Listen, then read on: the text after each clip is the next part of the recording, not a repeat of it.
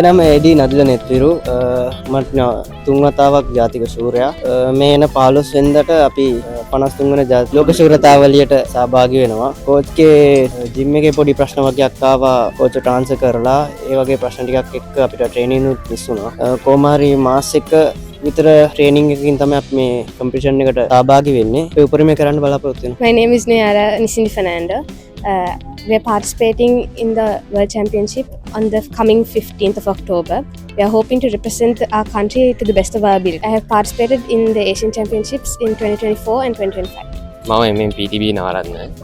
මම 2024 ආසියානු ශූරතාව සඳහා සහභාගී වුණා.